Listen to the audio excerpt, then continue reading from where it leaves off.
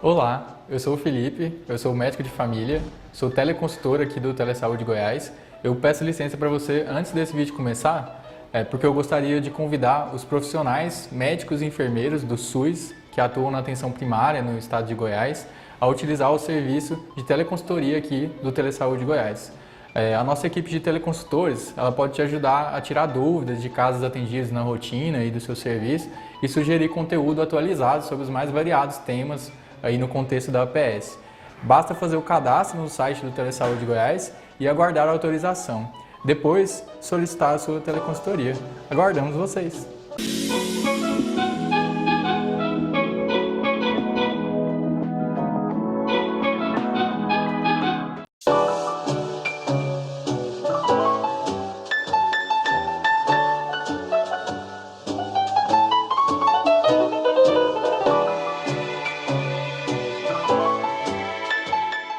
Olá pessoal, bom dia, estamos aqui novamente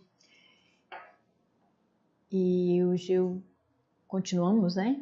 Nunca se falou tanto em emoções e é um assunto que semanalmente nós tratamos com as nossas salas virtuais para o pessoal dos servidores da Secretaria Municipal de Saúde aqui em Goiânia.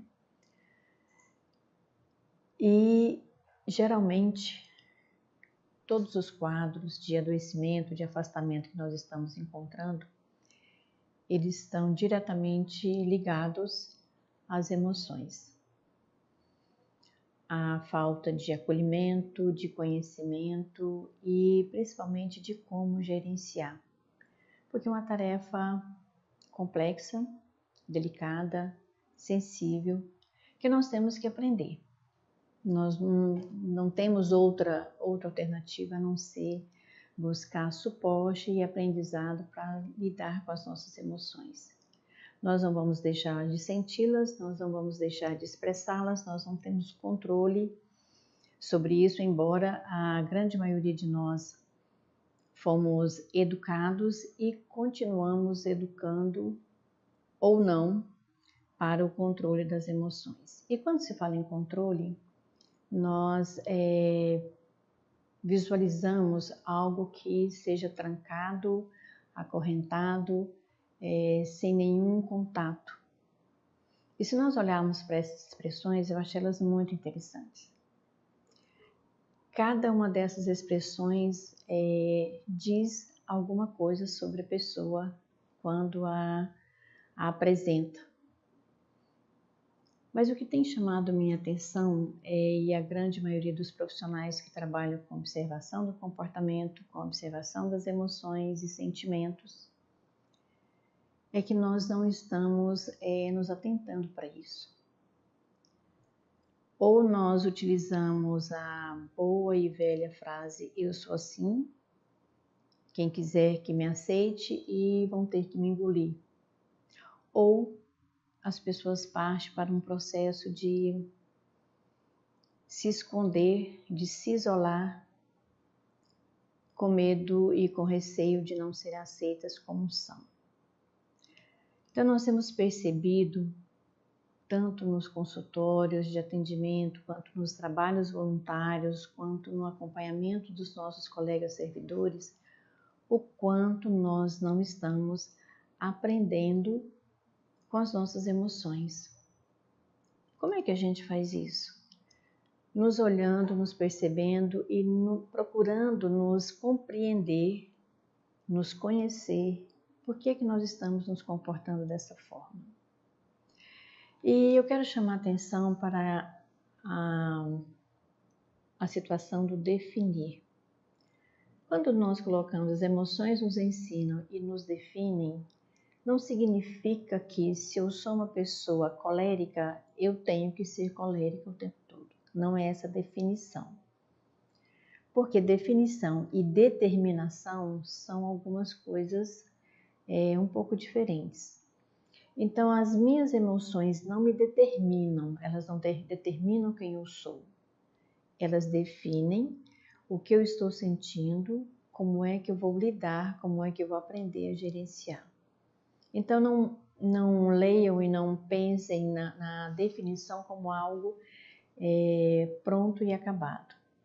Essa definição chama atenção para que eu possa olhar para mim, me perceber, me conhecer, para eu lidar e gerenciar com as minhas emoções da melhor maneira possível. Tivemos aí, né, a segunda aparição, criação do Divertidamente. Só que muitas vezes a gente precisa ver algo alegórico, algo fantasioso para que a gente entenda o que está acontecendo conosco.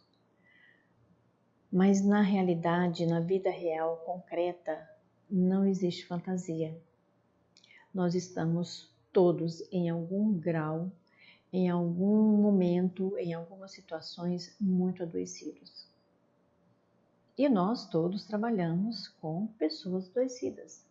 Então o que a gente vai fazer para a gente dar conta? Como é que nós vamos ter que olhar para nós e perceber que a minha raiva numa constância e num percentual alto, ela tem que me ensinar alguma coisa sobre mim.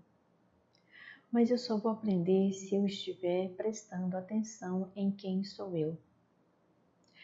Em quem sou em construção. Eu não sou um ser acabado e determinado. Eu sou alguém em construção todos os dias.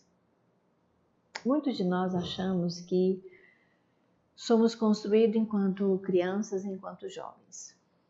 Na verdade, nós nos refazemos, nos desfazemos, nos reconstruímos, nos percebemos todos os dias das nossas vidas até a gente morrer. E muitas vezes as pessoas não querem parar e pensar nisso, né? Então, se a gente olha para essas expressões, nós não estamos encontrando nenhuma feliz, nenhuma alegre, nenhuma satisfeita, porque nós estamos sempre com os dois pés atrás. A gente não dá um passo confiante. Nós nunca vivemos uma autoconfiança tão negativa, tão depreciativa, tão menosprezada por nós mesmos. Então as pessoas esperam sempre que alguém externo, um terceiro, resolva as suas questões, mas não funciona assim, infelizmente. Porque nós somos um ser em construção, e se nós estamos em construção, nós somos os nossos arquitetos. Nós podemos pedir ajuda, conseguir uma ajuda técnica, profissional, alguém que nos auxilie de alguma forma. Mas no fim, somos nós conosco. Então, desde que se fala em ser humano, que se fala em gente, nós vamos ter emoções e sentimentos como alguma coisa muito complexa. Aliás, os próprios teóricos ainda não entraram no consenso o que são emoções e o que são sentimentos, onde um começa e onde o outro termina. Na verdade, nós somos pessoas que têm manifestações em função de algumas situações. Essas manifestações podem ser tristes, alegres, de afastamento, de isolamento, de descrença, de desânimo. E isso compõe as nossas vidas profissionais e pessoais. Quando nós falamos do nosso trabalho na saúde, dificilmente nós vamos encontrar alguma pessoa que esteja com um sentimento de otimismo com relação ao que vem acontecendo há alguns anos. Nós temos mais descobertas científicas, nós temos mais vacinas, nós temos mais possibilidades de auxiliar alguém a se curar ou se manter estável, mas nós nunca estivemos tão longe nas relações respeitosas e harmônicas interpessoais. E dessa forma, os nossos comportamentos eles vão se modificando, de tal forma que às vezes alguém pergunta para o outro, nossa, mas ele tem certeza que esse comportamento é humano? Ele tem certeza que ele é gente? Porque nós estamos nos perdendo nas nossas relações intrapessoais. Então, quando eu me perco nas minhas relações comigo mesma, a possibilidade de eu me perder nas relações com o externo, ela é quase 100% confirmada. E nós estamos nos perdendo a nós mesmos. Nós sentimos, nós expressamos sem muita convicção do porquê que nós estamos fazendo isso. A ponto da gente ouvir das pessoas, eu não sei por que eu fiz isso, eu não sei por que eu estou sentindo isso. Porque nós fomos ocupando a nossa vida, a nossa mente, o nosso tempo com tantas outras coisas que nós não paramos para pensar em nós.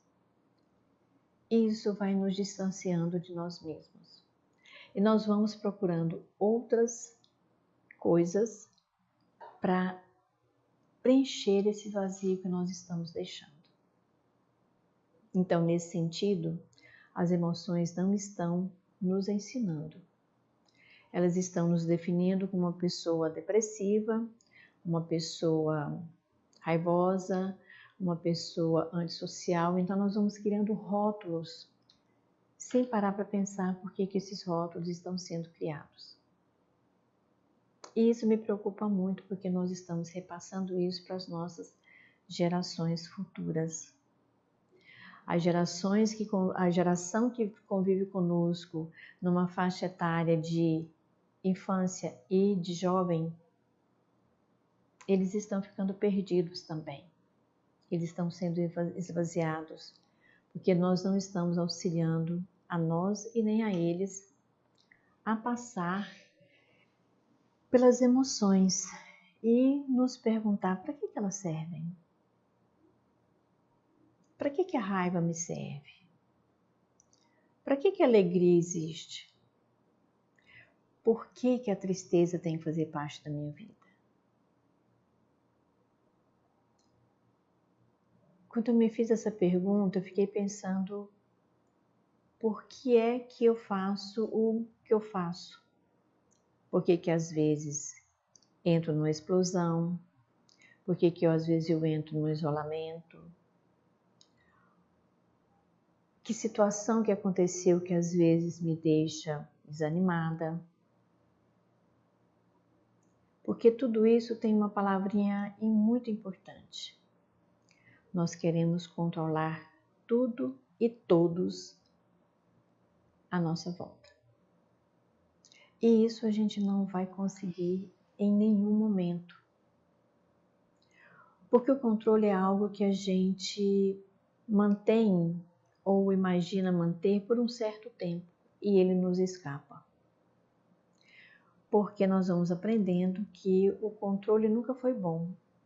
Ontem mesmo eu assisti uma palestra de uma pessoa falando sobre os dois estilos de educação que nós vivenciamos e o que nós estamos praticando hoje. Quem tem em torno de 40, 50 anos para trás, nós tivemos um modelo de educação diferente, uma cultura diferente. Nós éramos controlados. Nós não podíamos fazer uma série de coisas, mas nós tínhamos mais ou menos um rumo. Hoje nós podemos fazer tudo e não sabemos como agir. Então o excesso de limite passou para a falta total de limite. E quando eu digo limite, eu não estou falando de controle, eu estou falando de alguns cuidados que nós precisamos ter ao expressar o que nós estamos pensando, a falar o que a gente acha que tem direito de falar e o problema do outro que escute, que ouça e que aceite também o que eu estou falando. Então nós vamos juntando algumas coisas que a gente se perde com o passar do tempo. E a pergunta permanece: para que servem as nossas emoções? Elas servem para nos ensinar a olhar para nós e descobrir quem somos nós nas relações diárias.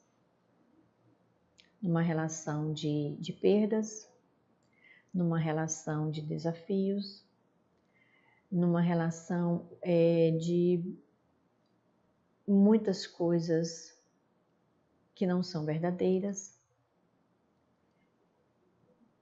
E como eu estou me definindo frente a tudo isso ou dentro de tudo isso, porque nós estamos fazendo parte do que está acontecendo. Não pensemos nós que nós estamos assistindo na visão aérea o que está acontecendo. Nós estamos vivenciando, sentindo, percebendo e muitas vezes sendo os co-criadores dessas situações. Mas quando nós nos percebemos como co-criadores de situações que não são flexíveis, maleáveis, aceitas, nós nos repugnamos, não aceitamos que alguém diz para nós que nós estamos errando. E aí de novo vem a pergunta, para que servem as emoções? Porque nessa hora eu posso emitir um comportamento ou uma ação irada, eu posso emitir um comportamento de desdém, tipo assim, isso não me atinge, isso vai ser problema seu, mas eu não paro para pensar por que é que eu estou me comportando assim. Essa é a grande sacada da gente perceber que as emoções nos ensinam e nos definem. Nos definem no sentido de eu parar e pensar que em algum momento eu me comporto de uma forma e em outro contexto eu vou me comportar de outra forma. E aí tem as pessoas, que mal estudam e mal leem, pesquisam e vão atrás de assim, isso é esquizofrenia. Como se o quadro de esquizofrenia fosse facilmente detectável e que todos nós fôssemos esquizofrênicos. Não é por aí. É como eu lido com as situações e como eu estou em cada contexto. Porque tem contextos que de repente eu posso expressar a minha opinião e as minhas emoções e ok, estou sendo aceita. Em outras, não. Então essa percepção dessa sazonalidade de contexto e, consequentemente, dos meus atos, das minhas emoções, faz com que eu possa olhar para mim e me achar que não sou esquizofrênica, mas que eu estou me adaptando, eu estou mostrando uma adaptação a algumas situações que eu posso expressar e outras não. Às vezes eu posso dar um grito na minha casa, falar mais alto, com quem convive comigo na minha casa. Mas eu não posso e nem devo ter o mesmo comportamento no meu local de trabalho, no trânsito, dentro da igreja. E muitas vezes isso nos custa caro, porque eu preciso o tempo todo me vigiar as emoções. Porque elas vão me influenciar onde eu estiver. Não, nessa situação de briga, faltando direcionamento do trabalho, rotinas pouco claras, faltando insumos, eu estou bem. Olha, percebam o que é essa expressão eu estou bem. Porque às vezes o estar bem é uma forma de eu compreender que eu não controlo isso. As brigas da equipe, a falta de clareza e a falta de insumos. Mas esse estar bem, ele está medido de que forma? Baseado em que eu estou dizendo que eu estou bem? Nós não fazemos essas perguntas. Então nós vamos repetindo para nós que nós estamos bem, sem parar para pensar que de alguma forma um desses fatores vai interferir, vai influenciar sim no meu dia de trabalho. O que eu preciso entender é que Mesmo que ele interfira, eu posso me manter sem explosão, sem adoecer, para que eu conduza da melhor maneira o meu estar trabalhando nessas condições. Elas são adoecedoras? Com certeza. Elas são, de alguma forma, me deixam para baixo? Sim. Mas no meio disso tudo, o que é que eu ainda posso fazer? Porque sempre vai ter uma possibilidade de fazer diferente. Mas para isso eu preciso me compreender para que eu possa validar as minhas emoções e as minhas vivências. Porque se eu sou uma pessoa que brigo 8 horas os 5 dias da semana, como é que eu estou validando as minhas emoções? E para eu validar as minhas emoções e as minhas vivências, eu não posso esquecer do outro que está do meu lado 8 horas, 5 dias por semana. E aí, se nós vamos para o nosso ambiente social, eu preciso lembrar quem são os outros na minha casa, na rua, no trânsito, no supermercado. Um lugar onde nós vamos para satisfazer as nossas necessidades de comprar alguma coisa, uma guloseima, de manter a nossa despensa, virou palco também de desarranjos sociais, de desrespeito, de uma definição de comportamento que não é um comportamento social aceito. Ah, professora, mas o que é um comportamento social aceito? A partir do momento que eu quero ter os meus limites respeitados, eu também preciso reconhecer os dos outros. Mas essa via de mão dupla, ela sempre foi muito confusa. Porque nós lembramos sempre dos nossos direitos e esquecemos os nossos deveres. Então, tem muito mais gente cobrando direitos sem nem sequer ter cumprido o dever dele. E aí nós falamos como essas crianças estão egoístas, como essas crianças estão brigando, como essas crianças não dão conta de dividir com o amiguinho, com o coleguinha. Quem está criando as crianças? É uma outra pergunta. Quais os exemplos, quais a convivência que eles estão tendo? Então, quando a gente reconhece em nós que, poxa, se eu ficar nessa fila desse tamanho, eu vou ficar irritada. Então, o que eu preciso fazer? Eu preciso regular a minha emoção. Como é que eu regulo a minha emoção? Regular não é controlar. Quando eu regulo, eu paro para pensar por que é que eu estou com raiva, por que é que eu estou explodindo, por que é que eu estou odiando aquela caixa, aquela operadora de caixa que não agiliza. Só que eu estou avaliando a minha necessidade, eu não estou avaliando que ela vai ficar ali muito mais tempo e que ela vai trabalhar daquela forma, esteja eu com pressa ou não. Porque muitas vezes, muitas operações de trabalho, eles não podem ser realizados de uma forma acelerada.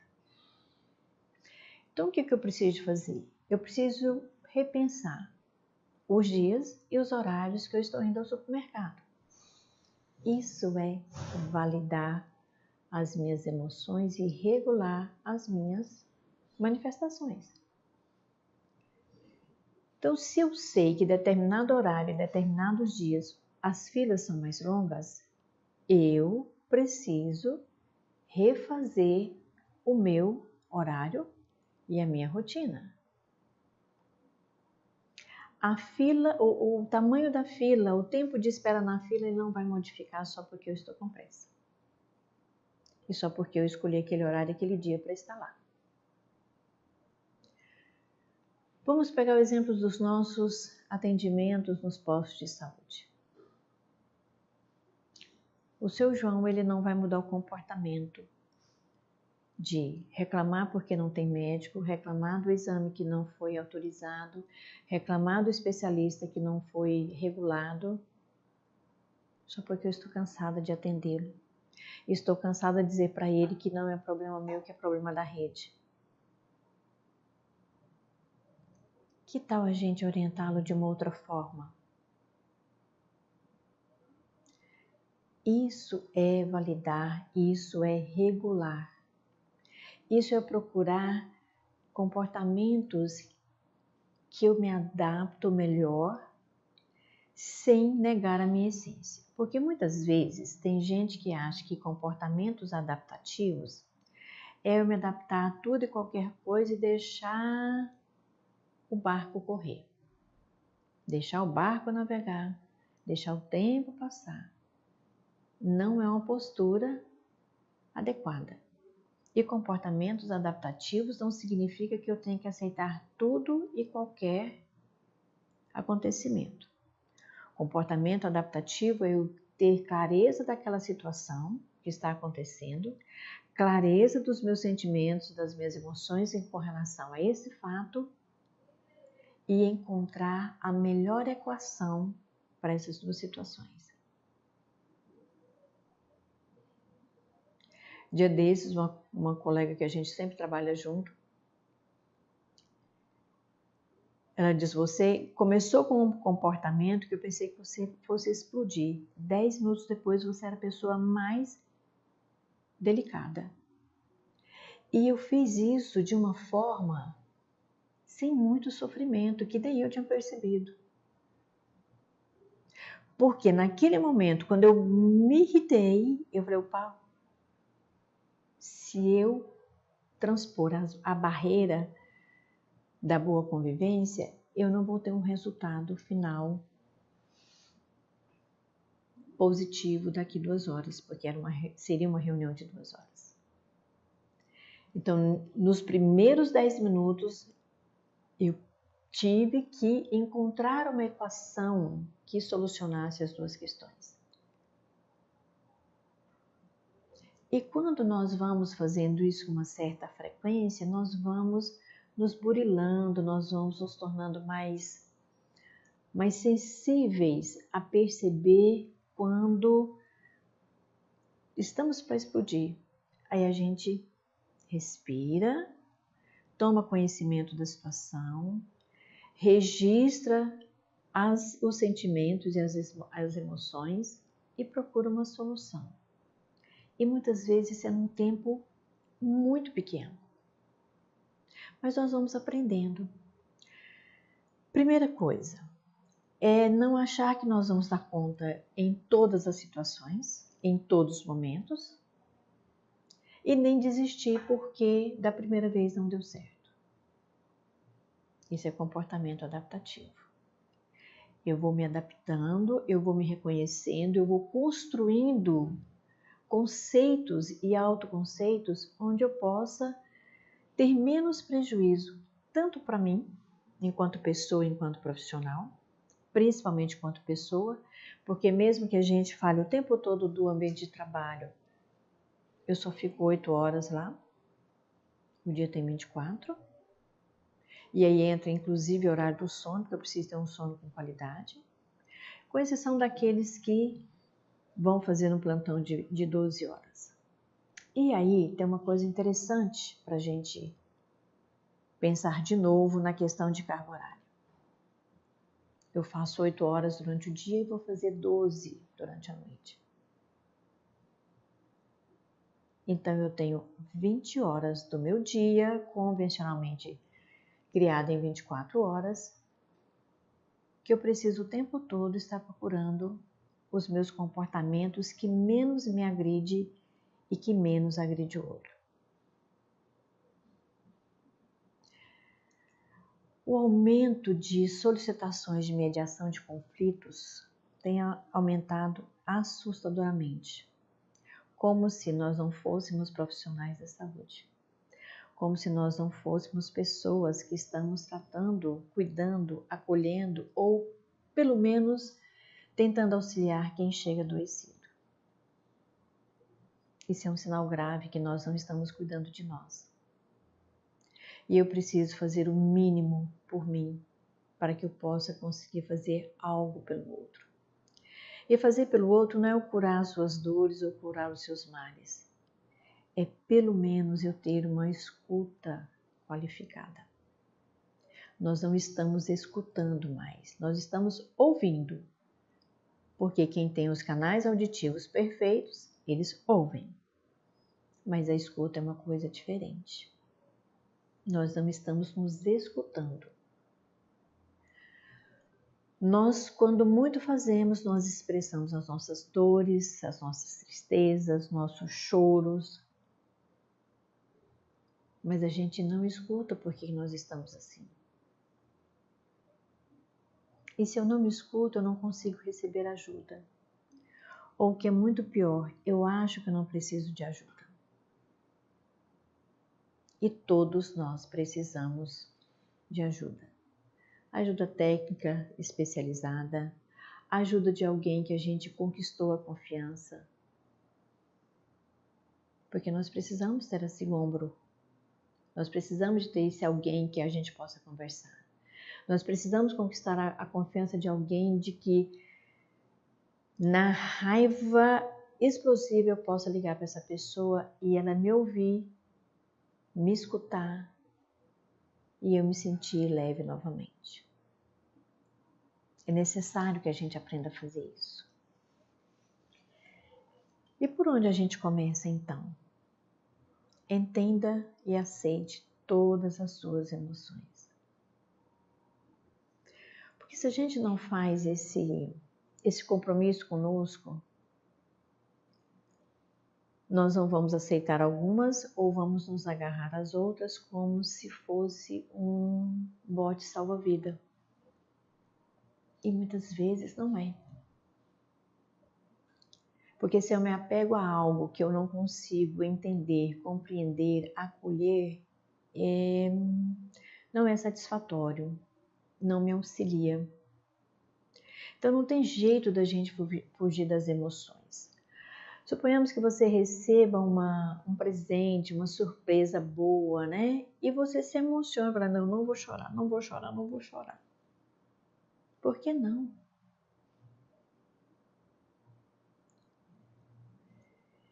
Eu penso, né, que hoje nós explodimos muito mais, brigamos muito mais, porque foi dito para nós em algum lugar, em alguma época, que chorar é fraqueza, chorar é para gente mole, chorar é para gente que não confia em Deus. Não, gente, chorar faz parte das nossas emoções. Se não fizesse, a gente não nascia chorando. E o choro, ele precisa existir. Porque a gente fica leve, a gente se esvazia.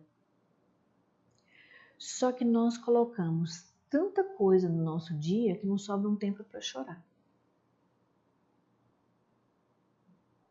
A ponto de criarem alguns memes, né, que eu tô com vontade de chorar, mas eu não tenho tempo não, vai ficar para depois. E a gente precisa entender nossas emoções. Dia desses, conversando com uma mãe, a filha dela tem 6 anos, e por um contratempo não dava para fazer o que elas iam fazer, e ela começou a chorar, a brigar, e a mãe falou assim, olha, não dá para você brigar e chorar o tempo todo, só porque aconteceu de não dar certo. Ela me contando que a menina vira para ela e falou assim, eu posso dar pelo menos mais um grito? E às vezes é isso, ela precisava de gritar. Para pôr para fora a frustração, a raiva que ela ficou de não ter dado certo de fazer o que elas tinham programado. Mas aí a gente vai sufocando os gritos e os choros e aí a gente passa a ser extremamente grosseiro, mal educado, desrespeitoso Porque eu não me percebi, eu não me deixei sentir as emoções. Aí elas não me ensinam mesmo. Por exemplo, uma pessoa que fica alegre rindo o dia inteiro, tem alguma coisa que não está legal.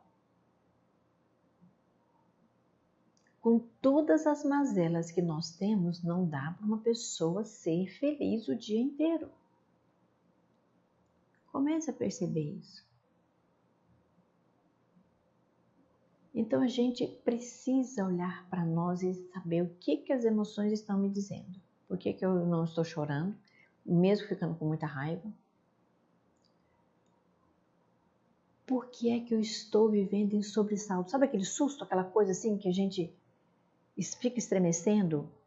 Porque o nosso processo cerebral, o nosso sistema nervoso inteiro, ele precisa de repouso. Lembra da expressão nervo à flor da pele? É uma expressão dos nossos antepassados, mas nós estamos vivendo ela o tempo todo. Isso é não escutar as emoções. É não perceber o aprendizado que pode ter por trás de tudo isso. Até um aprendizado de dizer, olha, eu fui criada para ser forte, para ser resolutiva, para dar conta de tudo. Mas eu descobri que eu não sou assim. Eu não dou conta, eu não consigo, eu não sou essa fortaleza. E aí não dá para falar para qualquer pessoa, porque hoje as pessoas também não têm o cuidado. Mas procure uma ajuda profissional. Converse com alguém que te ouça, te escute, te olhe, sem te dar uma receita, sem te... Não, faz isso. Por que você não fez isso? Ah, mas você não fez assim. Não, é só para você te ouvir falar. Porque como muitas vezes a gente não escuta nossos pensamentos, não escuta as nossas emoções, às vezes a gente precisa falar. Porque quando eu falo, o ouvido mais próximo é o meu. E nós estamos tão acostumados a falar para o outro, falar para o outro, falar para o outro, que a gente não escuta o que a gente está falando para o outro. A ponto de quando ele nos devolve a fala, a gente fala assim, mas eu não falei isso não. E não é difícil acontecer isso. Muitos de nós já falam, não, mas eu não falei isso. Pode ser que às vezes na sua intenção de expressar, o outro tenha entendido distorcido, porque a dona da comunicação é o ser mais difícil entre duas pessoas. Porque muitas vezes eu falo algo que o outro entendeu do jeito dele, e aí ele diz que eu falei alguma coisa, eu disse que eu não disse isso, e aí daqui a pouco nós estamos, igual os meninos na primeira fase, de mal, dentro de uma equipe que trabalha 8 horas juntos. Então as nossas emoções, elas são intrínsecas a nós. Algumas a gente pode até aprender, ou desaprender, ou conviver bem, mas a maioria delas, elas são nossas. Medo, raiva. Isso é nosso, isso é instintivo. As outras eu vou aprendendo, culturalmente, vou me preparando melhor. Mas eu preciso deixar que as minhas emoções me ensinem. E eu preciso querer aprender. Porque às vezes nós vamos repetindo as mesmas expressões sem prestar atenção. Que é o que mais nós fazemos hoje.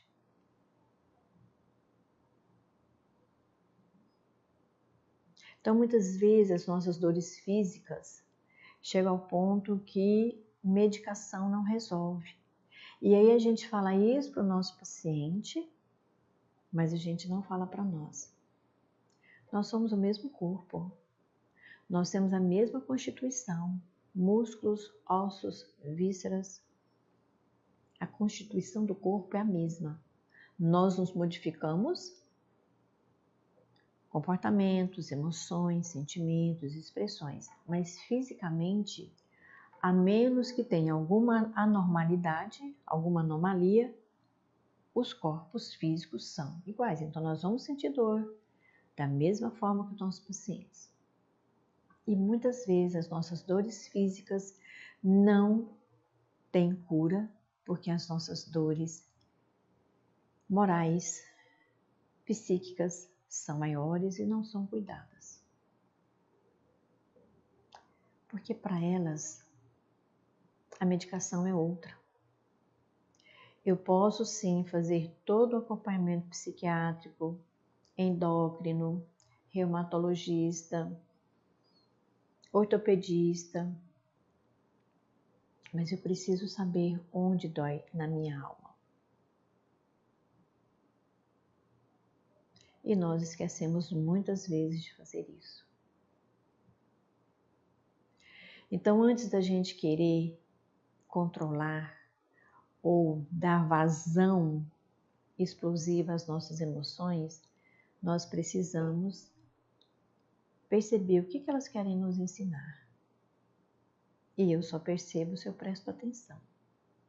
E eu só presto atenção se eu tiver alguns minutos do dia para olhar para mim. Ou quem sabe até chegar no final do dia e fazer uma avaliação de como foi o seu dia. Não no sentido de saber quantas vacinas eu apliquei, quantos cartões eu atualizei, com quantos pais ou mães ou cuidadores eu briguei na sala de vacina, quantos eu visitei e brigou comigo porque eu não conseguia a consulta que ele estava esperando. Não é isso. Isso faz parte da sua rotina. Isso são indicadores da produção do trabalho. Mas qual foi a sua produção emocional para chegar nesses resultados? Aquela sensação de que, nossa, parece que hoje não fiz nada que deu certo, nada rendeu. Pare e avalie por quê. E vai ser interessante que nós vamos encontrar duas variáveis muito importantes. Ou porque realmente eu não prestei atenção no que eu fiz e realmente o dia foi difícil, ou eu estou numa autocobrança tão desgastante que tudo que eu fizer eu vou achar que eu não fiz nada. Preste atenção nisso.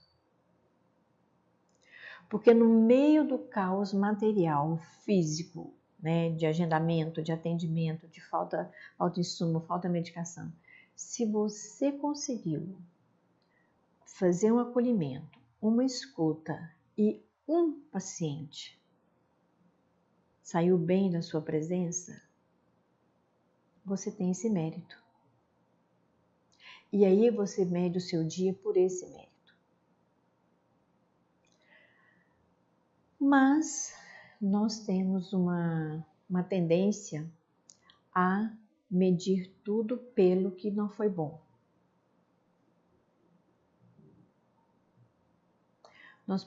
E isso é tão presente, né, que até os nossos supervisores, gerentes, chefes, empresários, se você fizer 99 correto e 1 incorreto, ele vai medir pelo 1 incorreto. E a gente pode diferenciar isso. Ele pode até medir, mas a sua sensação não pode ser essa medida de 1% errado. A medida sua precisa ser 99% correto. Então o outro 1% não pode ser mais importante, que é uma outra postura que nós precisamos aprender a desenvolver. Eu saber que quando eu gerencio a minha emoção de uma forma equilibrada, de uma forma próxima ao ideal, eu consigo sair com 1% que não deu certo, bem, porque eu sei que 99% deu certo. Então, o que eu vou fazer diante de tudo isso? saber que, mesmo numa situação que eu não tive uma adaptação aceitável, eu vou me avaliar, eu vou me entender por que foi que aconteceu, para que numa próxima eu tenha um aprendizado. Porque se toda situação que não der certo eu tiver uma explosão, eu não estou avaliando, eu não estou aprendendo. E aí sim, nesse momento, nessas condições, alguém vai definir você como uma pessoa extremamente descontrolada, grosseira. Aí é que entra o nosso define. Então a definição não é uma coisa estanque. Eu preciso refazer. Mas eu só posso refazer a partir do momento que eu presto atenção em quem sou eu. Como é que eu estou me fazendo, como é que eu estou me refazendo todos os dias. E o refazer não significa que nós estamos nos quebrando e consertando. É refazer de algo que eu percebo que não foi bom, mas eu posso fazer melhor. Não para eu ser melhor que o outro, para eu me sentir melhor. E esse melhor é para eu dar conta das minhas emoções, dos meus sentimentos e pensar cada vez que eu for reagir, eu lembrar que eu tenho um aprendizado, que eu já tenho um estoque de reações boas que eu posso ir lá e buscar. Esse é o processo, esse é o caminho do ensinamento, do aprendizado. Porque quando eu aprendo, eu também estou ensinando. Nós somos exemplos uns dos outros. Nós não vivemos sozinhos, nós somos seres sociais. E para que esse contexto social esteja melhor a cada dia, cada um de nós somos responsáveis por essa construção. Não é alguém fora de nós. Ah, mas só eu que faço? Cuide da sua parte. O outro vai tentar atropelar sim. Ele não tem o mesmo entendimento e ele não está no mesmo lugar do pódio que você.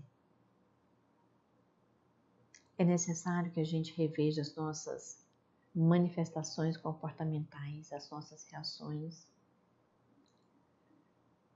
Porque as situações elas acabam se repetindo mais ou menos parecidas. Então eu já sei como é que vai terminar. Então eu já sei como é que eu vou fazer. Porque se eu já sei como é que ela vai terminar, mas eu também não resgato o meu aprendizado, cabe aí uma auto-observação, uma auto-percepção do que é que eu estou fazendo com o que eu estou aprendendo. Ou então eu só estou passando e não estou aprendendo. É igual quando a gente estuda, né? Que faz a cola só para passar na prova. Passou, mas não aprendeu. E o aprendizado, ele é contínuo e muitas vezes doloroso. É igual andar de bicicleta. Quantos tombos a gente leva? E tá tudo certo. A nossa construção é assim. O que vale é nós trazermos para nós o aprendizado positivo de cada situação, porque todas elas trazem. Pode parecer que não, mas é real. Muito obrigada.